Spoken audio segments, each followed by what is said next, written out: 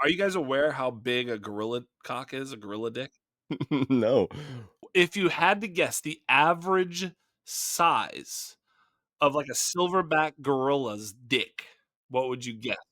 A grown adult. Erect, flaccid. What are we talking about? Erect. I feel like it's hilariously under proportionate, I feel like is what it's gonna be. I disagree. I feel like erect, it's gonna be pretty big, and then like flaccid, it's gonna be different. Tell us how you really feel, Joe. I just feel like a gorilla is a grower, not a shower, because whenever I've seen a gorilla, I haven't noticed their penises. But the fact that Jax just brought it up makes me think that like they get. I'm gonna go like 10 inches. I don't know. What about you? I'm gonna go 5. Okay. It is actually 1 1/4 inch. So they're not growers or showers, huh? So an erect gorilla's penis is 1.25 inches. So they didn't even say like 1.5. Do you know what I mean? Like the data is like, no, it's actually it's not an inch and a half. That's actually not correct. Can't give him that extra quarter. Cannot give him that extra quarter. In the realm of rounding, they were like, no, it's not quite. That's a 2.7. That's a 2.7. We can't go up to 5. No wonder they'll kill 100 dudes. 1.25 inches erect. Like, so, if you're ever like trying to impress someone, I'd probably just be like, I got a fucking gorilla dick. I'm hung like a gorilla, baby. You got a girl home and, there should be no surprises. I fucking warned you on this thing. And no, I didn't shave. Let's just fucking finish this thing off. Let's just go ape shit. I'm about 2.5x a gorilla dick, really. I mean, I was underselling this thing. I'm a good 2.75. Sights and sounds and edges found. You will now get down with the Underground, the show that goes to the depths of the Dynasty landscape. This is the Dynasty Underground. I am Trav, hosting, West Coastin', as usual. Happy to be here with the boys, as always. The wise man, the Miyagi of the Undroppables, Mr. Jax Falcone. How are you, fella? I'm doing great. Just in the middle of my best team rookie draft right now. So just adding to a juggernaut, it's really fun. That's a fun thing to do. I mean, rebuilds are fun too, but adding to a juggernaut, really satisfying. It is the best. It is finding the succession plan when you have a team that's dominating is great because you can just keep that going, baby. I like that. Of course, in the corner office with the view, you can't see it on screen, but his pinky is up. Mr. Joquavius Kuvatakis, how are you this evening, sir? I am doing great. And Trav, I gotta say, welcome to America. I appreciate your Washington, B.C. jersey on right now. Yes. Your Washington, B.C. hoodie. What are we, the Cougars? Sure. Yeah, what Yeah, animal?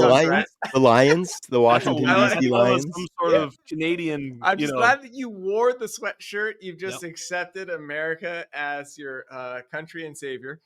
Yep. And welcome. So I'm happy to be here. And I'm happy you're with us, our fellow American. Yeah, totally. Yeah.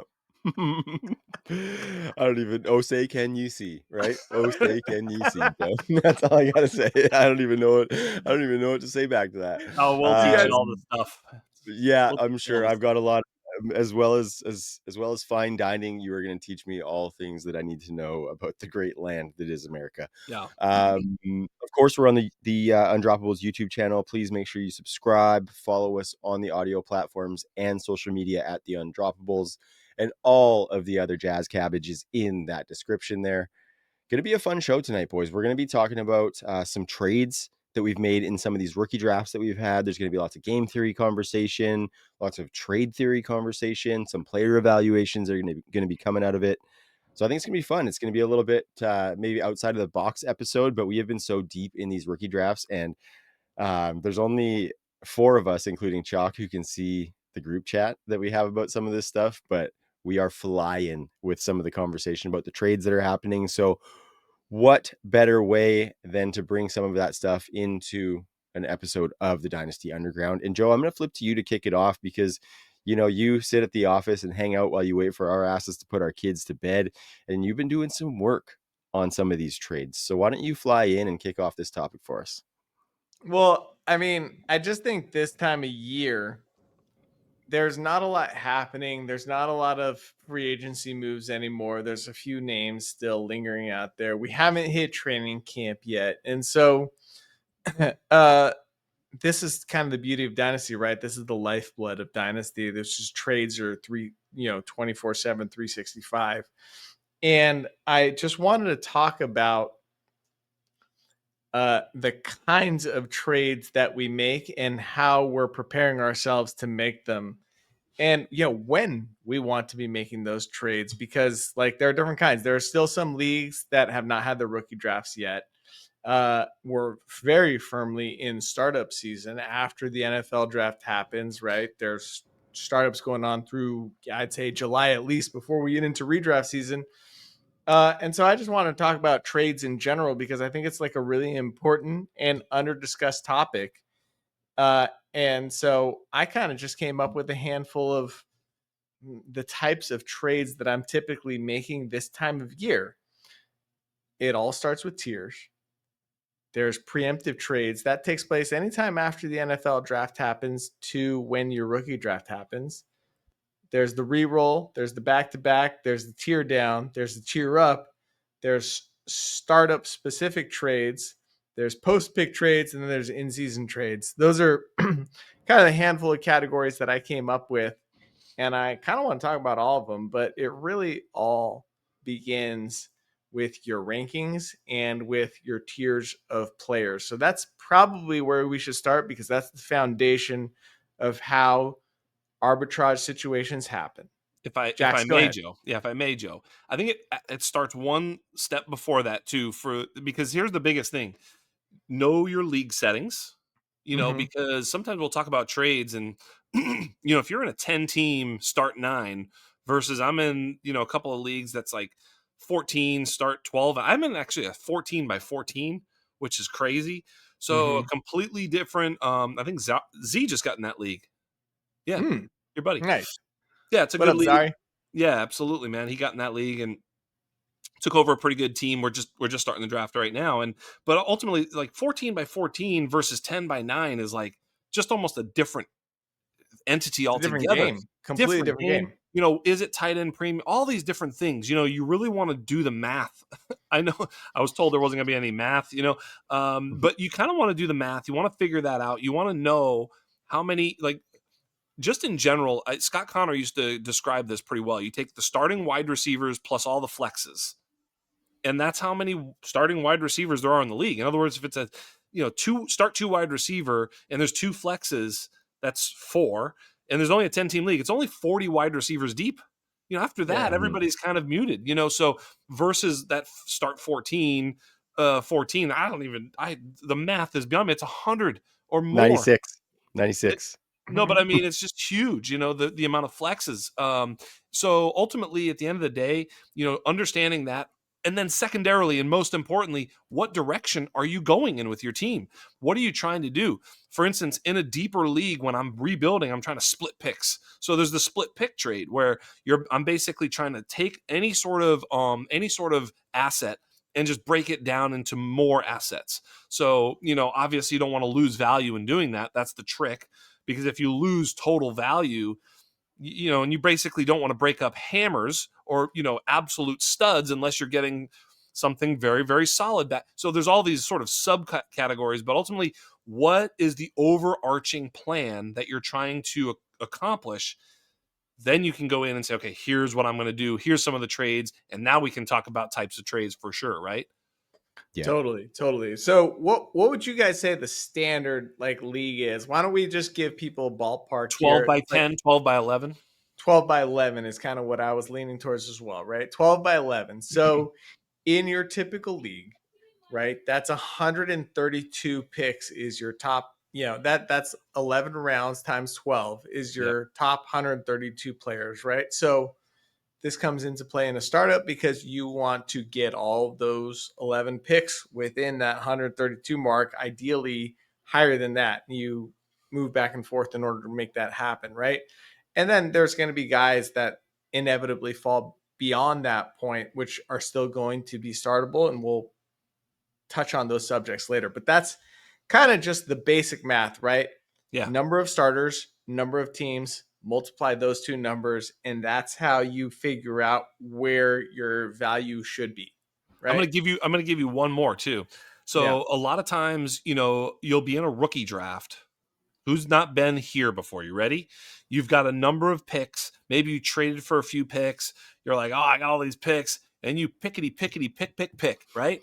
And then you got all these rookies. You got 5 to 10, who sometimes 10 rookies coming in. Woohoo! Look at my score. Look at my satchel. I had a bunch of 4ths and 5ths and everything.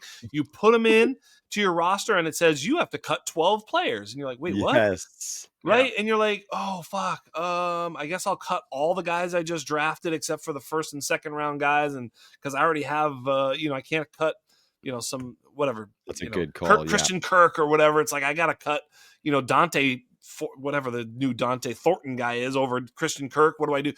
All these stupid ass things. And so you are a moron. You should have been trading those 4ths, even for future 4ths. Doesn't really matter because you weren't going to put them on your roster anyway. So you'd almost at that point rather trade your 4th round pick for a future 5th.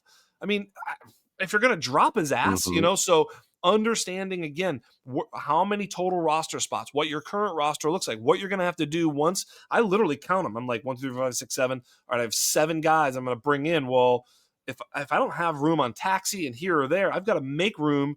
I'm gonna just start trading away picks immediately because I got no place to put them. I'm open for business. I'm trading no matter the offer. It doesn't matter. Future stuff. Yes. Why? Because I have a full year then to take those future picks, package them up. Maybe I can sell 3 or 4 4ths for a third. Okay, that's fine. Then you get my point. Whereas if it's a super deep league and you're like, dude, I could add 15 guys right now and they'd fit. Well, then you know what to do. You hit on a really interesting point, especially like in FFPC leagues where in season you're only allowed to carry 20 dudes, right? There's a 7 round draft in FFPC leagues, right? But you can only carry 20 players altogether. So you have to figure out. So like the sharp FFPC players, what they start doing is they start making trades in January because cut down day is in March, right? And then the next cut down day after the draft is in August. So they start making trades in, late June. Right. Yeah. So and if you're non-competitive, any 2-for-1 works, right? You take 2 guys, you turn them into one a little bit better than one of them. It's almost worth it because you just increase the value of your small amount of keepers that you're keeping. It's almost more of a keeper league. So absolutely, Yeah. I think another thing too that we'll be getting into as we go through this is, and it's kind of hard to do in some of the leagues that we play in as well, is knowing your league, right? Yeah. Get a little bit of context about how people operate. And that's not always through deals that you're doing or conversations that you're happening. That's looking at what's happening in the league chat. That's looking at the trade conversations or the trades that are going through. You can see how certain guys value players. You can see if there's maybe somebody who you want to throw an offer out to after you see them make a trade. And we are going to talk about some of that stuff. So you want to know what I did today? I was gonna trade up one spot to get Luther Burden. But I was in this league with this guy and I was like, you know what? I'm in another league with him. Let me just go look. And I saw that he had in the past, in the early second in another league, drafted Matthew Golden over Luther Burden. So I said, well, and that's something. I guess I'll let him pick. So I sent a trade. I retracted it. I was going to trade up the one spot. Sure enough, Luther Burden fell right to me. Now, normally I'd give up that profit to get it. And, I guess I'm okay either way. If he would have switched gears, he could have been splitting his portfolio or something. But I just took the risk. I'm like, he's probably going to take his preferred guy. He did. I got the guy I wanted. And, I got another share of Luther Burden for that trouble. So sometimes you're absolutely right. Knowing that the guys you play with in whatever way you can. I mean, obviously, it's not like you have, time to do massive amounts of research and buy-ups or whatever of these guys. But, you can take a quick peek. The other thing I did in this exact same draft is, we should talk about it because there's a trade I made. So I had the 112, the 203, and the 205. The 112 comes up and Ibuka and Dart are still on the board. Now, you guys know I have Ibuka over Dart. Guess who I drafted? Dart. Dart. I drafted Dart. The guy after me is the 201. He needs stuff. He probably needs a quarterback really bad. I take Dart. I'm loaded. My team doesn't need anything. I mean, if anything, it does need quarterbacks, which is why, quarterback depth. I have Kyler and Lamar or whatever. So I take Dart, and then I go to trade. I have like the 203, the 205, the 210, and the 212. I've got some stuff here. I want to trade to the 201. I want Ibuka. If I could get the 1, 3, and 5, that'd be even better, but I don't know that I'm going to be able to pull that off. Using the 10 and the 12. Of course I try. He does not bite. But then I'm talking to him, and I find out that he wants Tyler Warren, who's still on the board, which is great. And I tell him, I said, well, just so you know, if it helps you, I'm not taking Warren. He goes, yeah, I just like either Golden or Warren. And I'm like, just so you know, I'm not taking Golden or Warren. Mm-hmm. I can promise you I'm taking somebody other than those two. So if you trade back to the 203, you'll get one of your guys. And he was like, oh, I love that. He goes, and he made the deal a little lighter than he was countering me at because I communicated with him. I moved up from the 203 to the 201, took Ibuka, and then the same thing that I just mentioned happened at the 205 where Burden fell to me. So like the draft just all fell to me, and part of it was all game theory where I took Dart even as you know what I mean? All of these moves were I think you just talked about collusion, Jax. I think that's table talk. I don't think you're allowed to do that. That's not collusion at all. That's not That collusion. is not collusion. That's That not is collusion. not collusion. Because that he is had other securing offers. a deal. That's He had other securing a offers. deal. And I said, You're not hey, telling man, him what other people are offering and you. he You're could not have been telling lying him what too. I know. You can be you're not lying. I'm just messing. Yeah. I'm just messing. Yeah. You're not saying that guy's picking Golden. I didn't share that information with anybody. No. Also, that's true. Totally. It was now he could have shared the information. He did tell me for the 201 that he had a future first, a 26 first offered for it. And I thought, well, I could offer you that, but my team's dope, so it's the 112 and it's not going to help. So I had to massage it in a different way. He needs a lot of stuff, and I gave him whatever it was, the 203 and the 210. It's not bad. Yeah. Whatever, right? 212, whatever. Good. I don't remember. Yeah. And All right.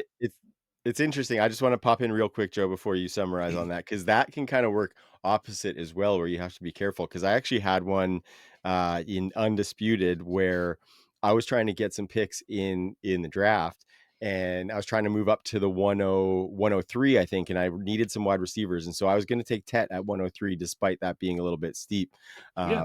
Was kind of playing. It was Derek actually from Undroppables, and we were kind of playing chicken with each other. Yeah, love Derek. He definitely fucks. Dude sucks.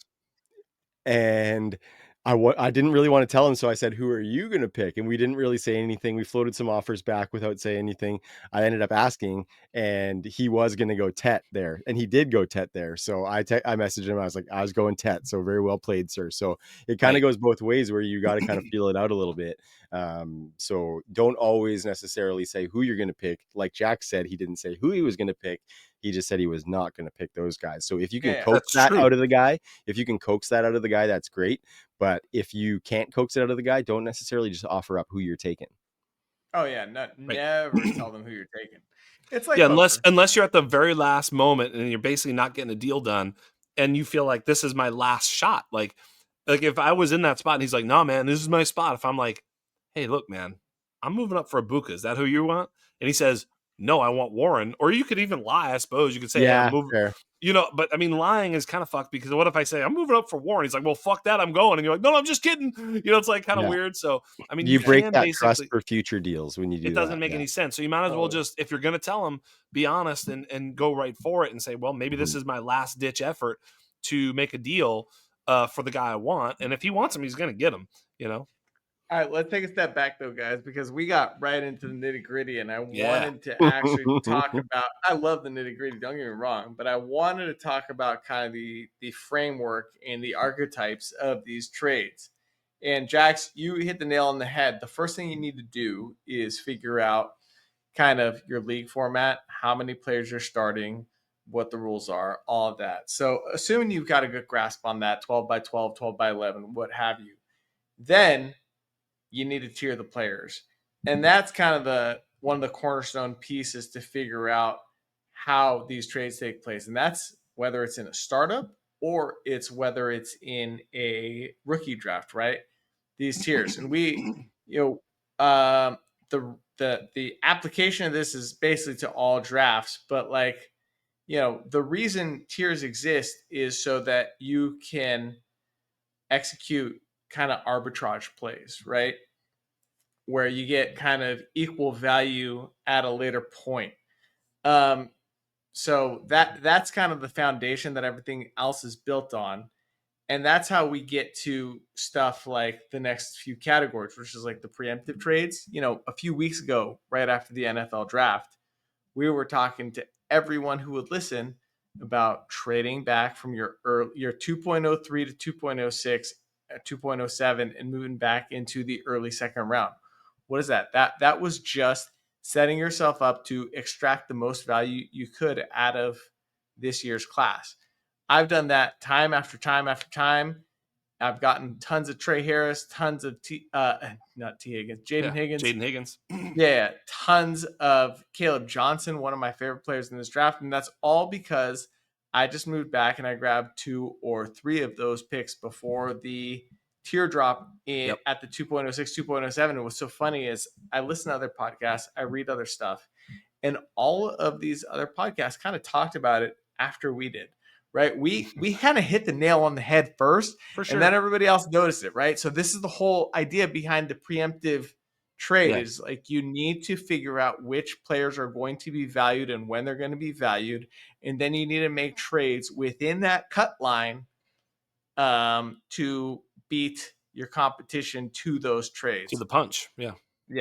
Yeah, So you know what's crazy too? Like we play in a lot of leagues where I'm playing with JJ Zachariason or Justin Boone in the Dynasty Game Theory Invitational. It's like impossible to pull any of these jack moves with these guys. They're so smart. They see it all coming from a mile away. But I play in plenty of leagues where people do not see any of this shit coming at all. Still to this day, right now, all the things we're talking about, all the things that all the damn podcasts and everybody's screaming about on these airwaves everywhere are saying, yeah, there's a cliff in the mid-second. Still, some people have no clue about it. So, not everybody is paying the same kind of attention at all.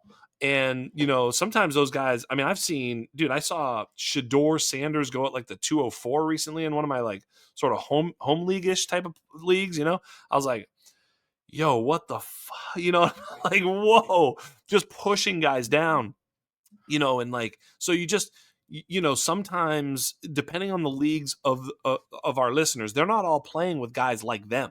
Like people who listen to this show are awesome at this. I guarantee. I'm not even trying to be like braggadocious. I'm just being honest. Like we play with them. We're like inviting, dude. How good is our league? The guys who join this league, like they're all great. Like my undrafted leagues are like the hardest leagues I play in because not only do they have 2 advantages. They listen to me and they kind of take all the advice of I have JJ on the show. It's not just me, but like take all that great advice. But then they also know everything that I think. So they're like, heading me off at the pass always, never letting me get my game off, but our listeners don't play in leagues like that. They're playing in leagues with their stupid friends and they're just destroying them. You know what I mean? Yeah. And that's what you want them to do. So, these moves are sometimes even, you can be even more patient with some of this stuff, and more like calculated against some of your Nimrod friends. And I mean that with all due respect to your Nimrod friends. You just got to make the offer too. That just tells me if you got one and you're not sure if you should press the button, if you feel like it might be a little bit of a low ball, just make the offer. It starts the conversation, it gets things going, and they might just press that button. Can I tell you what trade? Whenever you're ready, I'm going to tell you trade. Go ahead, Jim. All right. Well, I was going to say it's not only that, it's just also the fact that some people play in a systematic way where they say, oh, well, a first is worth, 2 early seconds, right? They have these preset values on averages over typical years, right? There are people that play that way where they're like, oh, there's a 50% hit rate on wide receivers drafted in the second round, right? And they're just playing it that way. And they're not looking at the individual players in each draft class. And that's kind of the edge we bring, where it's like we're evaluating these players on a year-to-year basis on a specific level. And so that's an edge. But then secondly, like just going back to this preemptive trade thing, it's like, Trav, I'm in a league with you where I had the 101 and the 105.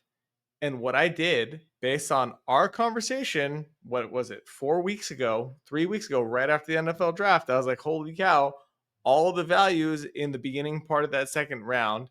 I've got the 101.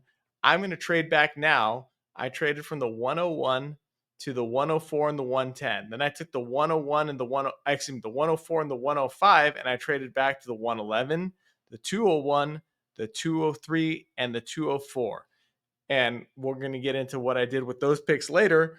But I was just the first one to do it because I was the first one that saw it. And then Trav, 3 days later, was like, I'm going to try and do the same thing. And I had all the picks that he wanted to trade into. There was nowhere for him to go with it because of the preemptive trading. Yeah. Once I realized where the tier break was, right? So as soon as you know, go grab the value. And people are going to say, wait, what? You're going to give me the 101 for the 105 and the you're going to give me the 104 and the 105 for the 111, the 201, 203, and 204. I'm like, yeah, I will. Yeah. Right. Yeah. But they didn't realize where the break was. And I grabbed 6 players actually, as opposed to 2. And now my team, instead of being on a 3-year rebuild, is on a 2-year rebuild, and I'm competing this year. Yeah, absolutely. And I was just talking about, like, Nimrod picks or whatever. I sent it to you. You guys want to take a little gander at what I sent you? I'm in a league where I see this thing fly across my screen. Go ahead and take a look at that bad boy. Wowzer. It is right. Oh my God. Oh my God. So I see that and I'm like, what is this? It's 2/3. It's like a 26 third, a 27 third. It's the 211, which is Jaden Blue, which we're going to have a conversation about this right now. Jaden Blue and what was it? Mitch Trubisky and Eli Mitchell. Yeah. So to me, that's Jaden Blue plus garbage for a 27 first, which blew my mind. The manager who made that play blew my mind. Good. The manager who made that play is an experienced player. I actually didn't even know what to say. My brother's the guy who got the 27 first, so I was like, I know it's not collusion. I already know. So I'm like, because I just know, and I'm like, I can't even believe that that's real. And it was like, oh, that is just taking advantage of someone who had FOMO, where they thought they were going to get this guy in the early third or whatever, and they thought they were pulling the wool over everyone's eyes. But to him, he's so valuable. He's going to be the starting running back in Dallas. They told themselves this whole story, and he's like, yeah, sure. I want a first. What else do I have to throw in? And eventually he just got himself a first for Jaden Blue. So this was after Blue was selected. Bingo. That is the post-pick trade, which is another category I fucking love. But we'll save that for a moment. But anyways, go ahead. Go right now, because that's what it is. Well, I mean, one of my just general rules in drafting, this is in a startup or in a rookie draft. When you quote unquote reach for a player, but then like half the league responds with oohs and ahs. I got one of those. I can't remember. You are obligated to feel those guys out for what they're willing to pay for that pick. I thought I was going to get them or whatever, those types of I just did this in a startup last week where I took JJ McCarthy. We talked about it on last week's show. I took JJ Caleb Johnson. Yeah. I took him for Knicks and JJ McCarthy for all the stuff. Yeah. I took him in the middle of the 4th round, and I had like at least 5 people go ooh and ah, and I ended up trading JJ McCarthy for a 1st round pick, Rome Odunze, and like, I don't know, an 8th and a 9th or something like that. And I was like, I'm going to do way better than that because of what we were talking about earlier, which is like in a 12-team start 11, you want to get a bunch of picks inside that 12 round mark, right? So I was like, well, I'm getting basically a 1st round pick next year and 3 picks well within that cutoff line. I'm going to kill these guys in the flex based on this trade alone. JJ McCarthy, I'm very excited about, but he's not that good. Right. He's just still another guy who plays quarterback. That's all. Yeah. We don't even know yet. Passer we don't know. People are super excited about in a Kevin O'Connell offense. And so like, the ooh and ah pick. So after I drafted him, I traded him for a future 1st and like Rome Odunze and a couple more picks within a certain Within the cutoff zone. line, Yep. you know, which goes back to the tier break conversation, which is the foundational piece of all of this, right? You know, I think Check out our rankings at patreon.com/theundroppables. Had to say it. Carry on, Jack. I was saying, I think you're gonna have to put some of these on the screen for some of the people, especially the one that I Definitely. sent you. That That one is they're not gonna something believe else. it's real. You actually Yeah, look at it and you see Mitch Trubisky is still being in a trade in the year yeah, 2025. It's pretty wild. The guy pretty had to wild. own Josh Allen at least, He right? did. Yep, he did. Okay. Well, Yep. genius. That's another. Oh God, I forgot to add that the worthless handcuff trade is one of the Yes. categories, but I do that. I I do love that that. all the time. Totally. Yes. Totally. Absolutely. He probably has Pacheco too or something. So yeah, I mean the worthless handcuff trade is definitely good. I mean, you don't even know if he's the actual handcuff. I mean, they could trade for a quarterback, they could do something else. They're just like all of a sudden Josh Allen gets hurt. They're like, oh, we just traded for Jameis Winston. You're like, oh, Trubisky. Oh fuck. I thought I was All yeah. right.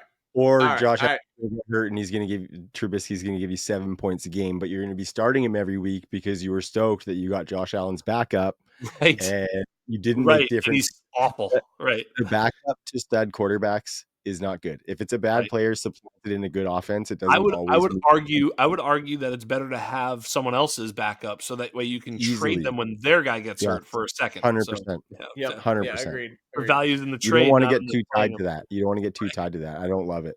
All right. right. All right. So we hit preemptive trades. We hit post pick trades. The reroll is the next one on my categories here, but we talked about this last week, and honestly, Jax and JJ talked about this on the Undrafted last week. Yep. And JJ talked about it ad nauseum on some of his other programs as well. So just listen to the Undrafted last week to understand So good. the reroll trade. We don't need to talk about it too much. It's basically just, if you're a year into a player and he didn't hit yet, trade him for a pick that's worth an equal value and buy yourself the additional time. Just move those picks forward. Yeah. Is the same thing For a Jax similar was talking asset. about. Just preserve that value, right? So here's one of my favorite trades.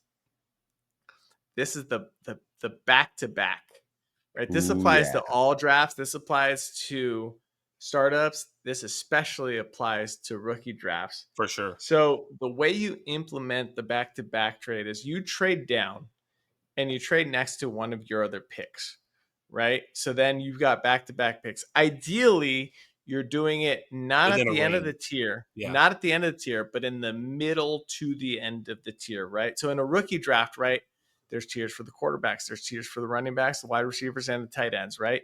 What you want to get is in the middle of that tier, because for everybody else who has a need, you're at the end of a tier. But for you, if you're looking about the overall value of your team, you've got a ways to go before the end of the tier. So you get 2 picks back to back. I literally did this today. Trav was one of my trade partners in the execution of this, but I had the 203 and the 204, a couple picks away from the 207. I was trying to trade the 203 and nobody was biting. And so what I did, just to create a little bit more scarcity, I just fired on Trey Harris, right? I was just like, okay, now there's more scarcity. Now this 204 is way more valuable. Now everyone's panicking because I'm the last trade partner. Everybody else only has 1 pick, right?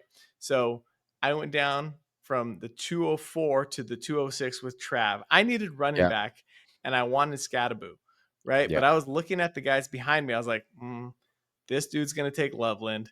This dude's going to take Golden. I can get Scattaboo at the 206. And Tootin was still on the board. So I moved back 2 picks with Trav, knowing I was either going to get Scattaboo or Tootin at the 206. Guess what? Trav takes Loveland. Next dude takes Golden. So now I'm in the same position, right? At the 206, there's still 2 running backs that I'm happy with. So I now I'm looking, and guess who's right behind me? Our boy Don Mega. Shout out Don Mega. Who's he got? Miles Sanders. I just traded for Javonte Williams. Now I'm not super excited to get Miles Sanders, but I have Javonte Williams, and I don't care if I get Scattaboo or Bashal Tootin, right? So I'm willing to move back 1 more just for the price of Miles Sanders. Who's going to say no to that? He's a throw-in anyways, right? So I moved back one more. Now I've got 2/3 of the Dallas backfield. I added more or less a running back room to my roster, and I still got my dude Scatabo that I wanted at the 204. So having those back-to-back picks gave me the opportunity to say, I control the board. You can move up here, or I'm going to put the pressure on. But you can keep moving back and just hopping and skipping back based on the team needs behind you. And you can manufacture a position of need while still acquiring the player you want, right? That's like my favorite situation, especially in a rookie draft. Go mid end of the tier and then leverage the control of the board to move back and still hit 2 players in the tier that you want. Yeah. And what it does is it puts zero risk on acquiring Miles Sanders or Javonte Williams for you. And of course, you're getting that guy. So I think that's perfect. I think for me in that trade too, like, I think that's, you knew that I knew you wanted Loveland. I knew you wanted Loveland. Especially because he was available at the 204. And so I'm Right. like, fuck, I really want to get into this pick. I didn't want to give up the 206, right, Joe? I was trying to get away with you just moving out as opposed to moving back. You weren't budging on nothing. And kudos to you for that. I gave it a shot. I gave it a couple shots. Didn't happen. But then I was fine with the Javonte does nothing for my team. I'm strong at running back, and I wanted to get Loveland with that pick. So I did the deal, and I think it was really good. Because to me, with where I rank Loveland, I was kind of moving up 6 to 8 picks as opposed to just 2 picks, if that makes sense. Because I have him ranked in the back of the first round as opposed to the early mid second. So I think I saw exactly what you were doing too. And I watched the string after. I was like, fuck you, masterful bastard. Yeah, that's really great stuff. It was really nicely done, Joe. Because ultimately what Joe did is he never fell in love with his guy. He fell in love with the process and then realized that by just being, so that's the delayed gratification trade too. You basically did one of my favorites, which is, you may have someone that you prefer. You did prefer Scatabo or whatever, or whatever, right? Mm-hmm. You did have that. So you did risk not getting him. But the part of you was, that's fine. That's fine. Well, I'll have to live with the fact that I don't get him. I'll get the other guy who's really close in my rankings that I prefer this guy, but I'll get that guy. I'm fine. You have to know the profile of your league mates too, right? Because the guy at the 205, I skipped over that pick, right? I went from 204 to 206, but I knew that the guy at 205 was in a full rebuild, and I knew he was a pretty sharp player and that he was going to take a wide receiver right there. So I was like, he's taking Golden. These 2 running backs are going to be there for me at the 206, and then I'm going to move back again. Right. And that's exactly what I did. And because I knew Trav was going to take Loveland, fortunately we have this podcast, and I was like, this is obvious. We've talked about it a couple times. And if he didn't trade with me, by the way, just so you know, Trav, if you didn't trade with me, I was going to take Loveland right there. Yeah, just for future reference. I'm going to take your guy every time. Premium, premium, by the way, half premium. Absolutely. As you should have. But also with that too, Joe, the second Javonte Williams has a couple of decent games early in the season. What are you going to do with him?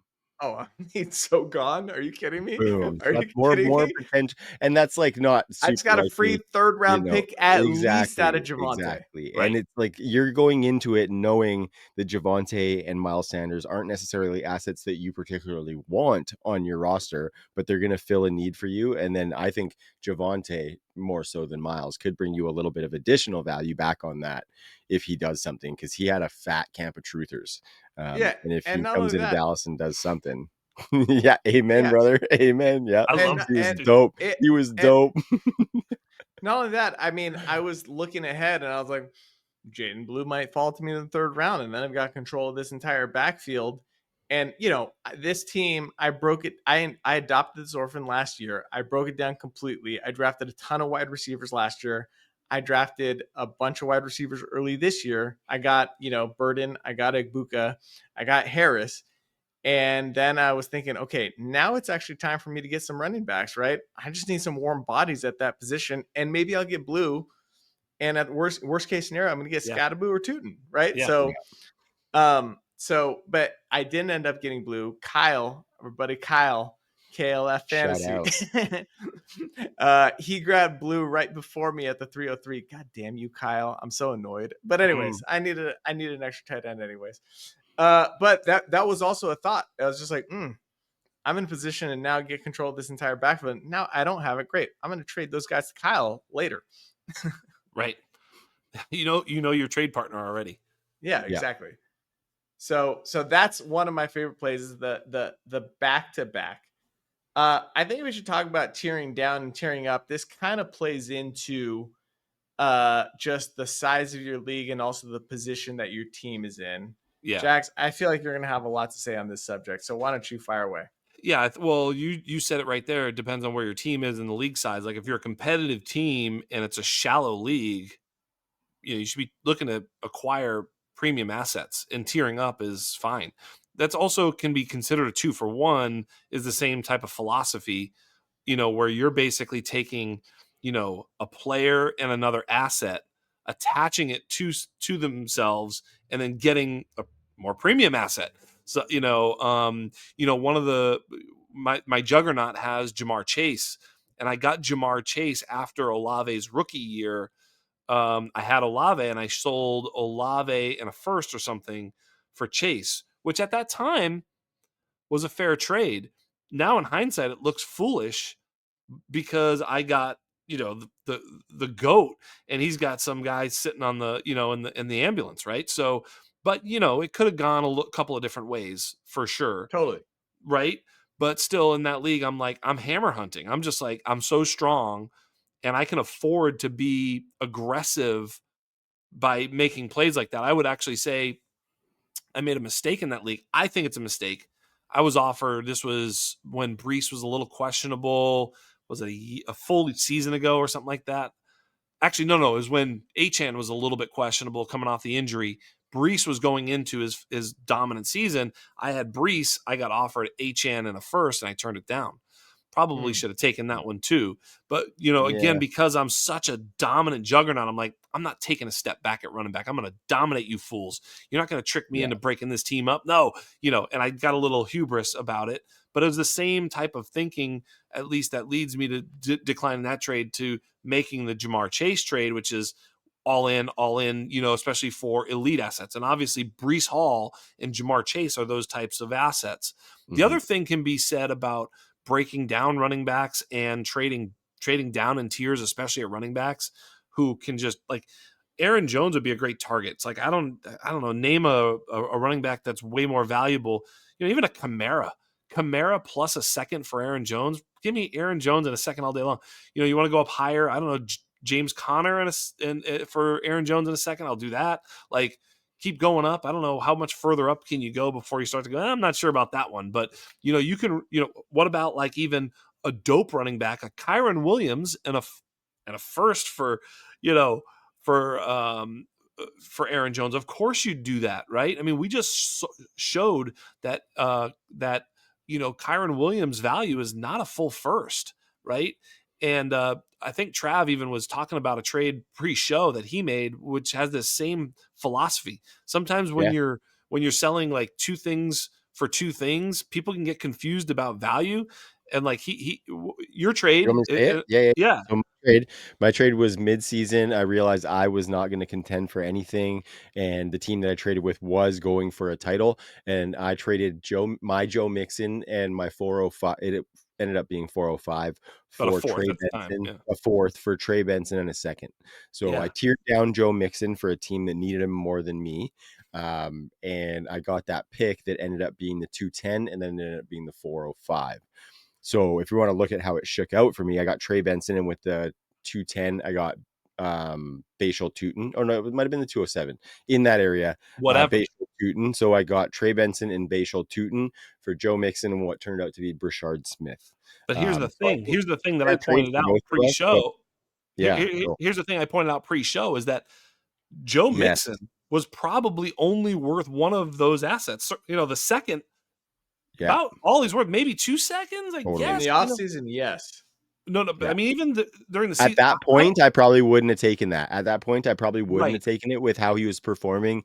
Much, this is knowing the league too, right? That guy needed a running back really bad. So I knew I had some leverage. First is a big ask for Joe But I knew I wasn't getting that first, right? So this is where you take that. And I like Trey Benson. I have really Sprinkle a high Trey hope. Benson on there. I Yeah. have really Right. high hopes for Trey Benson. That guy's doing nothing for him on the roster. So if I Right. think that Trey Benson can maybe be like 80% of what we've gotten out of Joe Mixon over the last few years, then I'm taking that and just pushing that forward, because my team's not going to be ready for him to perform like 80% of Joe Mixon or 90% or whatever until a couple years down the road. So by the time he hits his stride, the rest of my team around him is going to be more built to do what he's going to do, hopefully. So And the name yeah, of that trade is called a two-way go, which is Yep. basically I'm trading, Joe Mixon for a second and Benson. I have got Benson. The second, even if I crap out on Benson, I still have the second to sort of, anchor my value. And sure enough, you get Bashal Tutin. Right now, we were talking. I think we have Bashal Tutin ahead of Joe Mixon right now in our dynasty yeah, rankings, and certainly climbing. So it's going to yes, get they're close, like I said. So you basically already re-rolled one thing, yeah, but you did that two-way go, and that's a great way to split an asset, especially that's not necessarily like Terry McLaurin right now, right? Like if you split Terry McLaurin good into call. a good wide receiver, further down the board, and a second, it's kind of like, even if that good wide receiver turns out to crap out, and hey, I got a second. The second is Yep. still liquid. It's fluid. It gives me the opportunity. Yeah. The worst I did is that second for McLaurin, which is Or okay. what if you Let's even did like wait, hold on real quick. yeah, go ahead. Let's just define the two-way go, because that's a really important Yeah. category, especially in season, right? It's just like giving yourself an extra out. So it's player for player, right? And maybe the player you traded for is going to work out, but if it doesn't, you've got this extra lifeline that could carry the trade beyond, that's how you get additional value. So I love Yeah. two-way goes. It's one of my favorite in-season trades to make. It's Mhm. harder to do in the off-season. The Totally. off-season, it's Definitely. usually picks, and you can still do two-way goes with picks as well, but like the percentages drop off depending on how low you go. Anyways, Trav, Mhm. I'm sorry I cut you off. I just wanted to No, I define that real quick. don't even remember what I was gonna. Oh, I was gonna say, even a Terry McLaurin. Like, you look at some of the conversation that's going on around Rome Odunze right now. If you took, even, it might not be a second with Rome, but even Terry McLaurin for Rome and a third, if you believe in Rome or something like that. Like, that third Yeah. seems Oh yeah. nominal to the team who thinks that they're getting all of Terry McLaurin's production. But if you think that Rome, like I do, is going to produce to that level, then I think that's just a free third round pick that gives you more play in the draft, or whatever you want to do with it. So Yeah. I like those plays too. When you take the veteran who is kind of on the fence, right, from being too old to want or being young enough to build around, like Terry McLaurin's a perfect, he's almost like the Terry McLaurin scale. You know what I mean? All right. All right. Now I want to touch on probably one of my favorite trade categories and applications, and this is in startups, because we're in the middle of startup season. So this is probably the most valuable piece of information I can give. I'm almost reluctant to share it Yeah. because I've been there. I love this play so much, and I already know it doesn't work on our listeners because we had our underground draft a few weeks ago, and I tried it and it didn't work. Uh-huh. But in startups, almost all of the time, you want to be the guy, Yeah. right? And this is critically important. So listen, hear me out. You want to establish yourself as the person that everybody proposes trades to, almost to the point where even to the point where you early in draft look like an absolute sucker and a dumbass, and you're Yeah. taking bad trades. You use trade calculator to your advantage, and you lose on these trade calculators early in the process. You're acquiring first round picks. So I'm in a startup that started last week. I had the 102. We The way call you this execute this, we call this the waterfall. You got to get it yeah, started before it can yeah, carry water all the totally. way down. You got to get Don't it go going. Exactly, chasing it. Don't go exactly. chasing it. Chasing the Oh, waterfall. No. I chase them.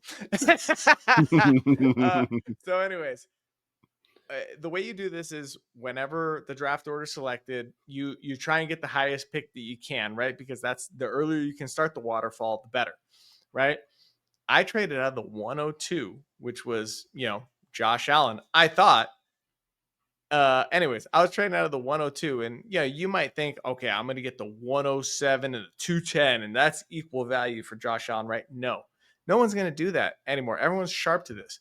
You got to lose, and you got to lose decisively but you got to get a first round pick in the process, right? So trade the 102 for like the 205 and like the 40, what would that be? The 406, right?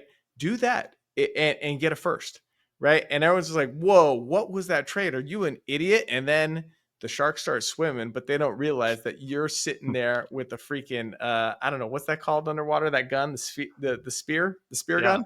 Yeah, spear gun. You're- Yeah. Harpoon. yeah, Harpoon. yeah, the harpoon. I was Thank going to you. say you're a bigger shark, Joe. Is what I was going to say. Yeah. But I'm sitting there with the Oh. harpoon and I'm picking these dudes off because now they're circling. So now I've got 2 second-round picks, right? And people come to me. They're like, "Hey, this dude, I can get Puka Nakua with this pick right here. I'm going to offer that. All he wants is a first next year. If I've got Puka, I'm going to win the title this year, right? So you trade that second for a third and a fifth. Guess what? Now you got a second, 2 thirds, 2 fourths, and 2 fifths.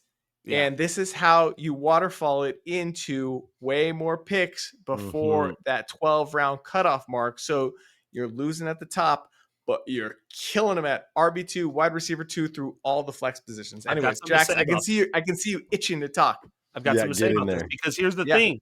The other thing that happens when you're on, let's say you play with an 8-hour clock. A lot of people do play either rookie drafts or whatever with an 8-hour clock. Guess what people are doing when you're on the clock? They're working. They've got shit to do. They're putting their kids to bed. They're they're banging their wife. Whatever they're doing, right? They're busy, right? They're busy. And then what happens is they're like, "Oh, has any picks been made?" Finally, everybody's like, "What's going on?" And you're 4 hours in. And then now all of a sudden everybody's paying attention. So what happens is a lot of times we think, I've seen it. People are like 10 minutes in, they're like, "Don't worry, I'll hurry up, guys." I'm never saying that. I do go fast. I'll pick fast. I picked Jackson Dart today under a minute. It was like boop boop. I knew I wanted Jackson Dart. I don't have to wait. But if I'm trading the pick, I don't know. What do you Just let it sit there. Yeah. I don't have any offers yet. I mean, maybe I'll start to make an offer here or there or whatever, but I'm getting everybody's attention that there's a pause in this goddamn draft that y'all need to be paying attention to. And you know what happens? I've had offers at the 5th hour where it's like sent and accepted because it was unbelievable. And people go, you guys that maybe have been in the league when you said about, how does he get trades like this? How does it even happen? It's like, well, yes. I don't know. Well, 2 things. Number 1, I'm known to be a guy who will sell a pick. You know, you can come to me, you can buy a pick. I'm not gonna necessarily like, take you over the coals. I might negotiate a little bit with you, but I'll be fair. But I'm selling. I am available. A lot of people just pick and they're like, they'll be like, there'll be a 2 or 3 man tier. It'll go pick, and then all of a sudden I'm on the clock. I'm like, whoa, hold up, guys, let's slow down. And then all of a sudden, guys are like, oh my god. At least he stopped. I'll send this offer to him. They were ready to send one. Haven't you ever heard it? Like when someone says, dude, I've been making this offer for the last 3 picks. You know what I mean? Yep. You're like, Totally. dude, nobody's been listening to you. I'm here for you, pal. You know what I mean? Like, so it's You all become these little Mr. Reliable. You There it become is. Mr. Reliable. Mhm. Yes. Yep. And on their end, sometimes, like if a guy's been on a clock for a long time, and you're up in a couple picks, you've looked, or even if Yeah. you're not necessarily up Yes. in it, you've looked You know who at you that want. queue so many times, but you might start to want other guys in there too, to where I've had it before where I'm like, okay, I'm not up for like 5 picks. I have a pretty nice little tier here. I'm getting kind of bored. I'm going to try and Maybe I work a want little deal, that guy. see if I can get Yeah. some value to move in there. You know what I mean? And Yes. those guys are going to come to you. So that happens. That will You absolutely guys are happen. right. I didn't even touch on that on our subjects, but the time manipulation in a slow draft is absolutely part of the process. Yes. But Yeah, I just want tell to, you. I want to keep hammering on this real Mhm. quick. So the dude that I traded the 102 to for cheap, right? He literally was doing laughing emoji, like the crying laughing emoji afterwards when people were like, what the hell was that trade? Right. And then everybody came to me. So in that draft, I now have 6 first round picks in 2026.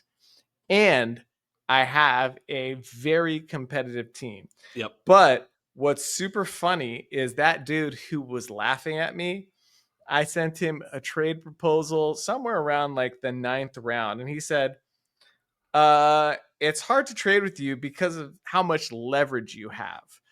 Right? So this dude who Full was circle. laughing at me realized like Mhm. the grip that like a freaking python. All of Yeah. a sudden, I had a stranglehold around the entire league, and now everyone went from thinking I'm the dope to terrified of me. And I'm sending a message like, "Oh, if I don't get it this year, I got it next year. Right. Good Yeah. night." I cannot tell you how many times I've been in a draft and I've watched either Jax or Chalk do this, and Yes. there's I learned nothing it from I can Chalk. fucking Yes. there's nothing I can fucking do about it. You're watching it happen and you're like, guys, we are giving him the middle like 8 Yeah. rounds of this draft. They're his. None of them Chalk, are for us. Chalk has owned almost full rounds of fucking drafts in startups before because of this. And it yes. drives you nuts because you like if we talk about it a lot, so I know what he's doing. It's like this motherfucker's doing it again. Right. And he does. Ch- Yeah. Chalk did it to me. Chalk did it to me with I got the 101 out of him in a draft, and all I had to give him was the 112 and like the 301. It was worse than what I just Right. I'm It sorry, was. I better than remember what that. I just Mhm. That proposed. was an Right? Omega, wasn't it? I didn't give him a future first, but that's what I gave him. And he took that deal, and I remember Trav, you specifically like, what the hell was that trade? Mhm. And then you know, granted, I made the championship in that league. I lost, but Chalk set up Prime, and I watched what he did the rest of that draft, and I was like, that's actually a pretty dope strategy. I'm going to start doing that. And it's so funny because other people are just texting me like, I've never seen anything like this. I've never seen anyone trade like you. And I'm just doing all kinds of trade. I did the post pick trade. I did, you know, the guy. Once you become the guy, Playing all the hits. Yeah. yes. Once you become the guy, then you become this other category, which I Now call the this is the dude. guy. Well, Drake. you go from the guy, which is a dope, to the dude that I'm going to trade. I'm the Mr. Reliable. Someone who wants to trade, they come to you first. And there's so much value in being the first person people turn to for trades. They're like, I need to make a trade. I know this guy's willing to trade. You get first look at everything that goes to market. And when you know what's coming to market, then you have the position to be this broker where you're like, I know I have this other trade over here, and I don't have this third trade option over here. So now you are controlling the entire market. You become the market maker. When you become the guy, you become the dude. So start off as a dope, and then you freaking own everyone. Yeah. And And I'll then tell you, become the dude. Yeah. there's So trade out of your first round pick almost every time. I Yeah. can't think of a scenario where you don't want to do that. Yeah. I do agree. I mean, yeah, the waterfall happens, then people come to you. I think there's a couple other things I'll mention. Number one is I think there's value to offering trades that the other person will look at and go, huh, like that's pretty cool. Like if, in other words, if you only send shit trades, then people will ignore you, especially when you're in a rookie draft. Like you really have to know the value, or in a startup. By the way, I mean it's a little harder player for player and things like that during the season because everything's moving so much. But like pick values are very easy to understand. Like we talk about all the time. Like let's just say, for example, we're in the fourth round and you want to move your fifth to the fourth, like just the 505 to the 405. And you also have the 705. So you're going to send me the 505 and the 705 for the 405. What pick should I send you back to even that out? You guys have a I would say the 905 or something in the nine. 905 Yeah. because Mhm. you're moving up one here, move back You move two back there. too. Yeah, That's always. kind of the general, I mean, it's not Most all, people won't say no to that. They think they're Yeah. yeah. that's in the realm of fair. So if you're going to come off of that, you can be like, well, maybe I'll ask him for the 1002. You know what I mean? I'll offer, Yeah. right? So that's the squeeze you're making there. And then if he's like, well, just give me your 90, and but if you send like, you know what I mean? If you come way Yeah. off that and ask for something ridiculous, they're like, fuck this guy, he's an idiot, and Yeah. they're basically shut you off. Whereas if you keep these sort of values in mind, and I will say, like, a lot of times I'll send a very fair trade that I'm winning. That's what I send. Yeah. I try because sometimes people will be like, actually, that's a very fair trade. I'm going to click it, and you win it, but by a margin. I mean, but that's fine. It was fair, but I felt like it was a little bit in my favor. That's important because then you get someone who's engaged. Because Yep. I look at trades and I'm like, holy shit, that's a good trade. You know what I mean? Like, I think I should accept that. And especially when you're on value, because I'll go old school. Joe, I don't know if I've ever shared this with you personally. I certainly have never said it on these airwaves, but when we first started the Dynasty Game Theory Invitational, it was Amon-Ra's rookie year. Amon-Ra's rookie year was okay. He finished strong, but he was a 4th round pick or whatever, finished strong. He was not a superstar at that point. He was like a wide receiver 2-3 and, somewhere around there, and Chase Claypool was coming off a gigantic year. He was like a stud.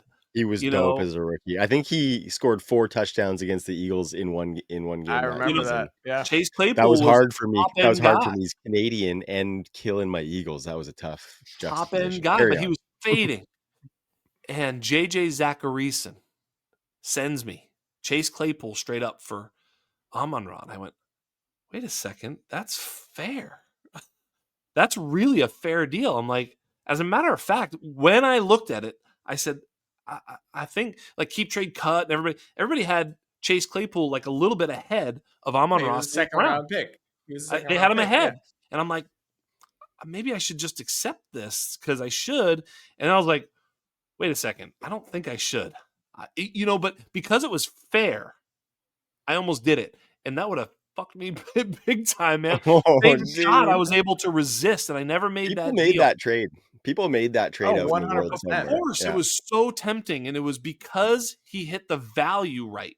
Because the value, as a good player, I had to reckon with, like, I had to really think through it. I had to really resist and, like, really take my time because I almost smashed it. I was like, yeah, whatever. Chase Claypool was the wide receiver 24, and Amon-Ra was the wide receiver 29. It's like, why wouldn't you do that?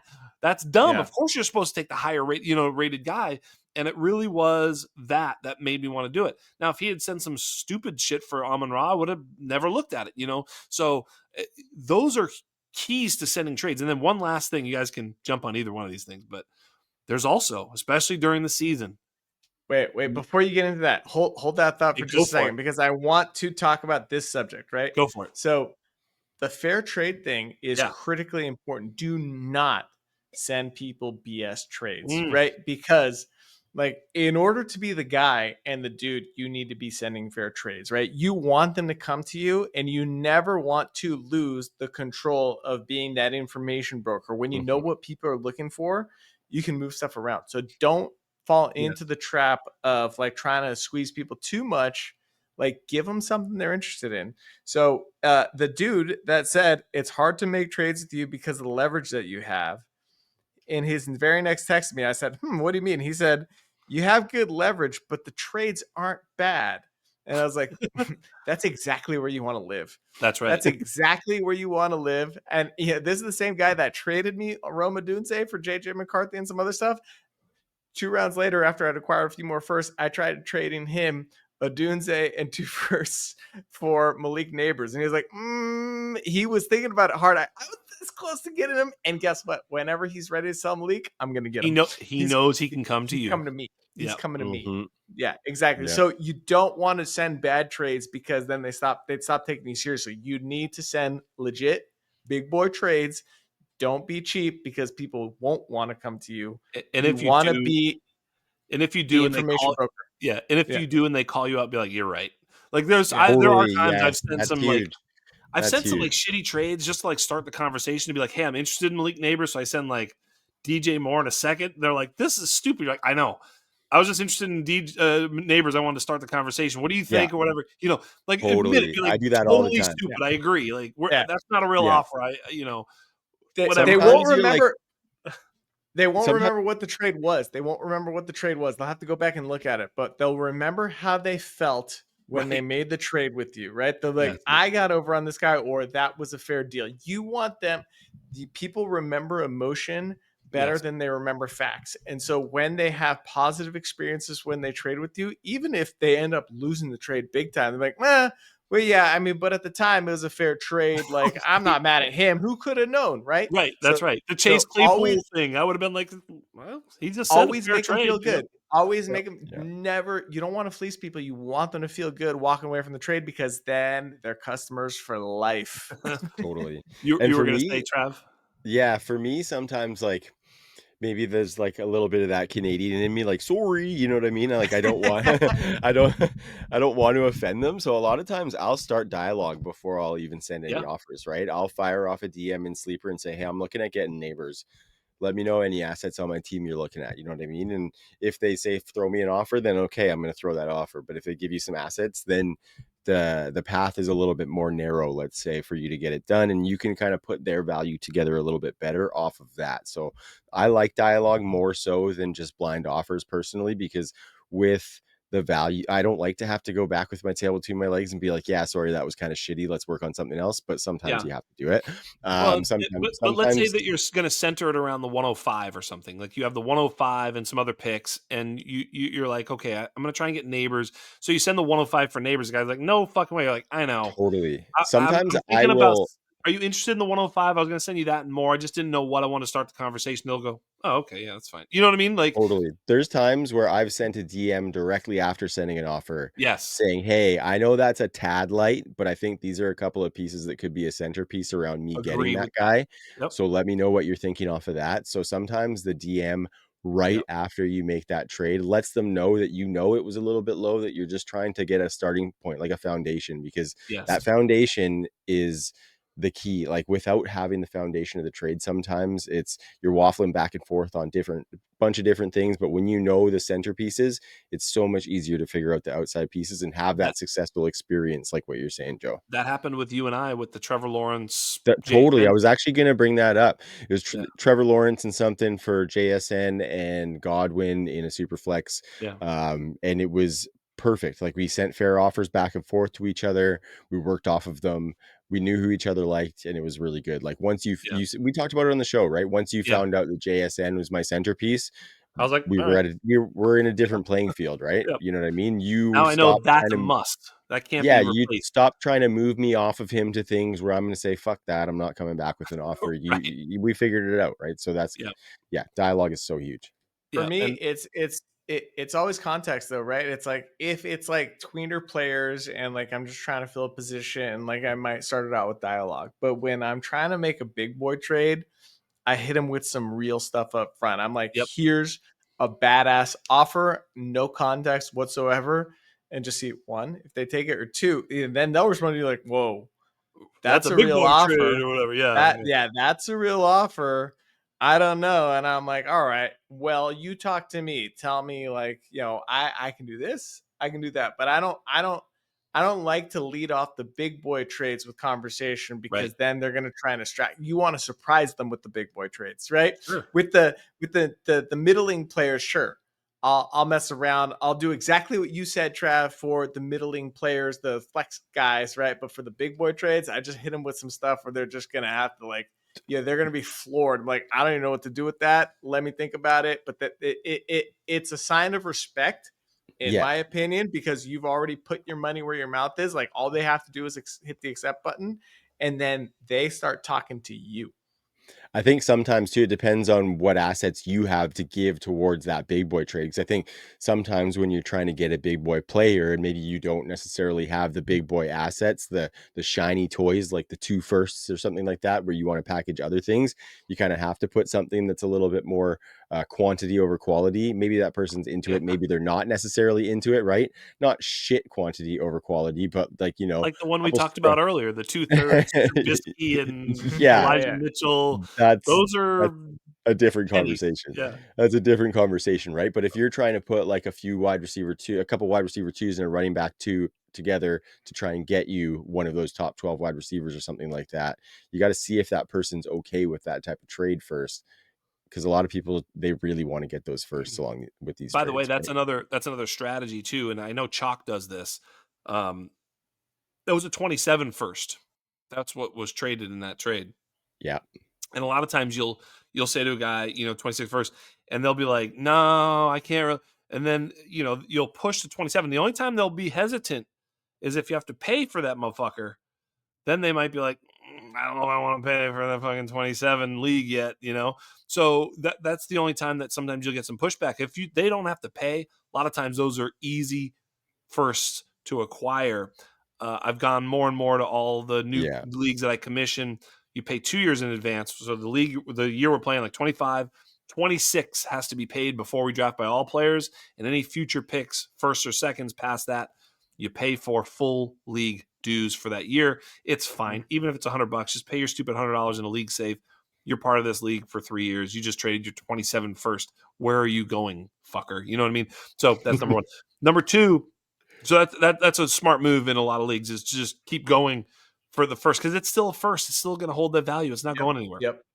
Anyway, and on top of that, if you're trying to make a play for neighbors, let's say, if you throw in a 27, a 26, and a 26 first, it's still 3 firsts. Someone's going to be like, wow, 3 firsts for my neighbors? So it still has that liquid value. So that's also important to understand when you're, especially, he just sold Jaden Blue.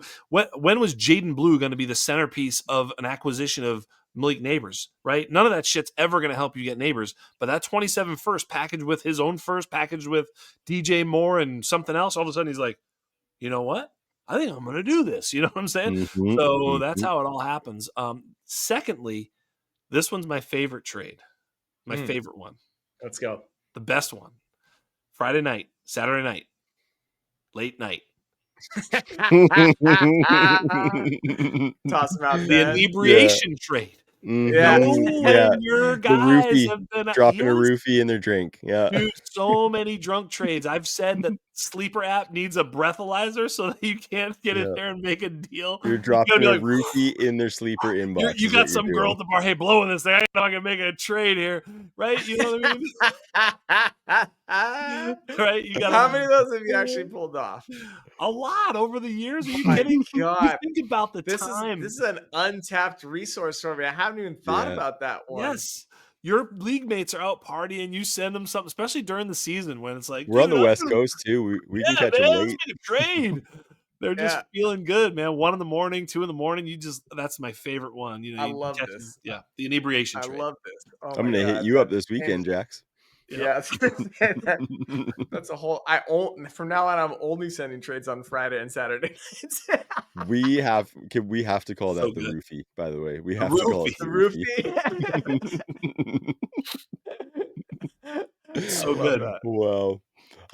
Kate, can I give you like a little string trade that I did in a draft that I'm pretty happy about? It's actually it is the path where I got to that RJ Harvey 305 share that I've been talking about. That's insane. That I've been shouting from the rooftops. Wait, that was the pre-draft one? The pre-draft one. Yeah, we talked about it. Pre-NFL draft one. Yeah. Right. A little bit different, obviously, but so I was looking to get some more bullets, right? So I had a 306 and I found an owner or a manager that had 2 seconds. She had the 206 and the 210. So not even necessarily like the premium seconds, right?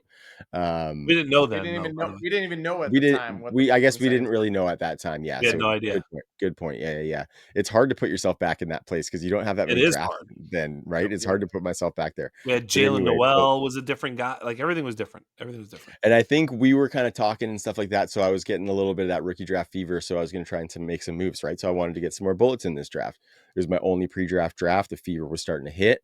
So I sent an offer, my 306 plus Christian Watson for the 206 and the 210. And I ended up making that deal. So turned Watson and 306 into 206 and 210. So I had the 205. You should have owed her stuff.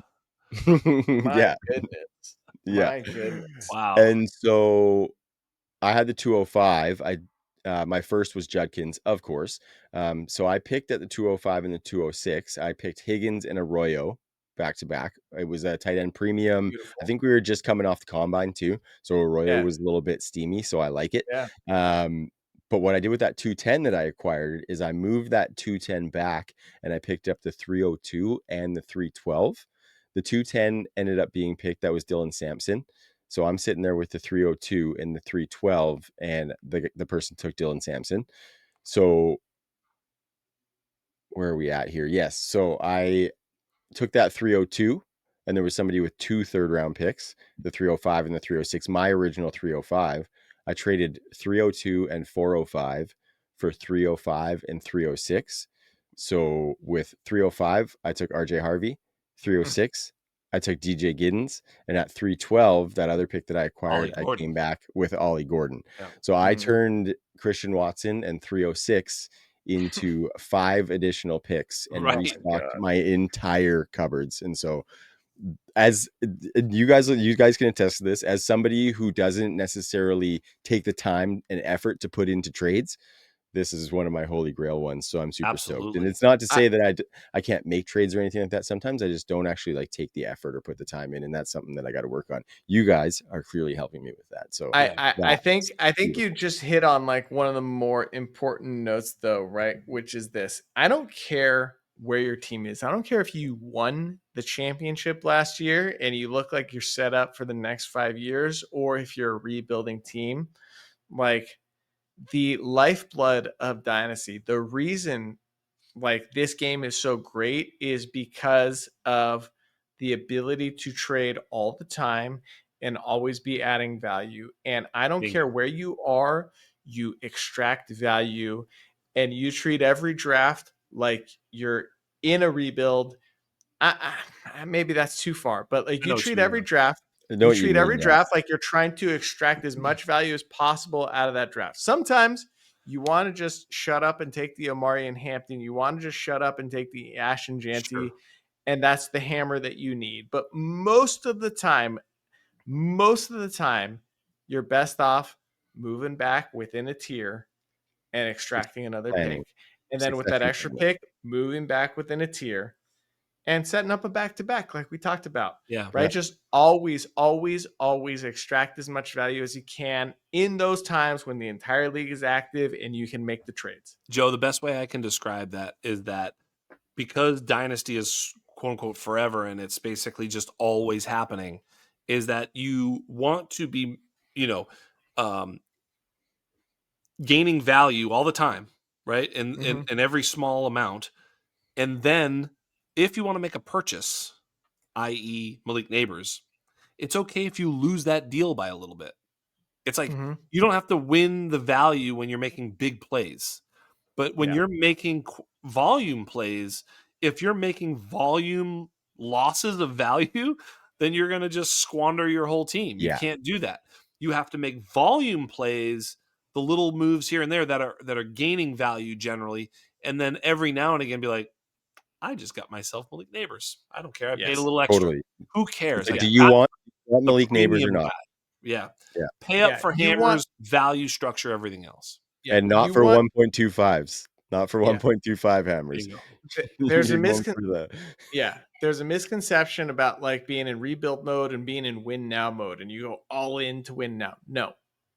You are in rebuild mode when you if you listen to us, you're in rebuild mode when you adopt an orphan, or when it's clear that there's no path to you being successful.